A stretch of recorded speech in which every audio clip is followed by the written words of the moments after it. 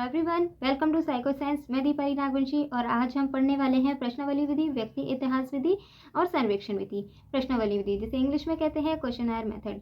प्रश्नावली विधि में प्रश्नों की एक सूची होती है जिससे हम एक साथ कई व्यक्तियों से प्रश्न जो है पूछ सकते हैं। जो भी हमारे क्वेश्चन के आंसर हमें मिलते हैं उसके द्वारा हम जो भी सूचना है वो प्राप्त करते हैं। प्रश्नावली विधि 5 प्रकार की होती है। बंद प्रश्नावली, खुली प्रश्नावली, हमारा चित्र वाली प्रश्नावली, चित्रित प्रश्नावली, मिश्रित प्रश्नावली और डाक प्रश्नावली। बंद प्रश्नावली में हम जो भी क्वेश्चन पूछते हैं उसके हम कुछ ऑप्शंस देते हैं, कुछ विकल्प देते हैं और उन्हीं विकल्पों में से किसी एक विकल्प को चुनकर उस पर निशान लगाना होता है जो उत्तरदाता है उसे। खुली प्रश्नावली में प्रश्नों के लिए कोई विकल्प नहीं होता है। अपनी इच्छा से जितना बड़ा आंसर, जितना जैसा आंसर आपको देना है आप दे सकते हो। थर्ड जो हमारी प्रश्नावली है चित्रित प्रश्नावली, इसमें हम प्रश्नों को जो है चित्रों के रूप में प्रस्तुत करते हैं। इसका फ़ायदा ये है कि जो लोग कम पढ़े लिखे हैं या बच्चे, इन दोनों के लिए ये जो भी है चित्रित प्रश्नावली बहुत लाभदायक है। इससे शब्दों की त्रुटि नहीं होती है और चित्रित प्रश्नावली से इजीली हम अपने प्रश्नों के आंसर पा सकते हैं। फोर्थ है मिश्रित प्रश्नावली। मिश्रित प्रश्नावली खुली और बंद प्रश्नावली का मिक्सचर कह सकते हैं हम इसे, क्योंकि इसमें कुछ प्रश्न ऐसे होते हैं जिसमें विकल्प दिए होते हैं, विकल्पों में से किसी एक विकल्प को चुनकर आंसर देना है, और कुछ प्रश्न ऐसे होते हैं जिनमें आप फ्री हो अपनी इच्छा के अनुसार आंसर देने के लिए। फिफ्थ प्रश्नावली है डाक प्रश्नावली। इस प्रश्नावली को जो है हम डाक के द्वारा भेजते हैं लोगों के पास, वो भरकर हमारे पास वापस से इन्हें देते हैं। डाक प्रश्नावली कैसी भी हो सकती है, खुली भी हो सकती है, बंद भी, मिश्रित भी, चित्रित भी, चारों तरीके की वो हो सकती है। तो प्रश्नावली विधि के ये गुण हैं एंड प्रश्नावली विधि के ये दोष हैं। अगली विधि है व्यक्ति इतिहास विधि, जिसे इंग्लिश में कहते हैं केस हिस्ट्री मेथड या केस स्टडी मेथड। इस विधि का उद्देश्य व्यक्ति के संपूर्ण जो भी हमारा प्राणी है उसके पूरे जीवन चक्र का अथवा उसके व्यक्तिगत इकाई, परिवार, संस्था, सामाजिक समूह, समुदाय, इस चक्र की जो भी निश्चित प्रक्रियाओं का अध्ययन करता है। व्यक्ति की हिस्ट्री पूरी जानता है और उसकी हिस्ट्री जानकर उस पर जो है अध्ययन करता है। अब जो व्यक्ति इतिहास विधि है उसके दो टाइप से उसमें हम दो हिस्ट्री लेते हैं। पहली तो होती है वैयक्तिक इतिहास और दूसरी होती है पारिवारिक इतिहास।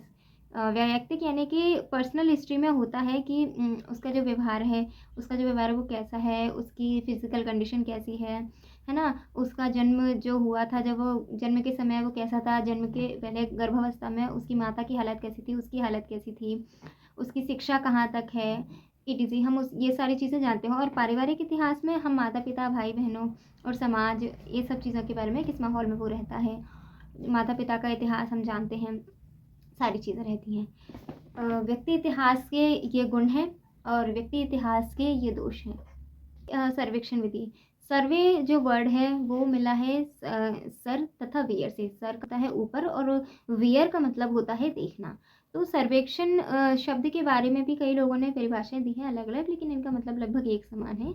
और सर्वेक्षण विधि की अगर हम बात करें तो इसकी परिभाषा चैप्लिन ने दी है। सर्वेक्षण शोध का तात्पर्य प्रतिदर्श तथा प्रश्नावली विधियों द्वारा जनमत के साधन से है।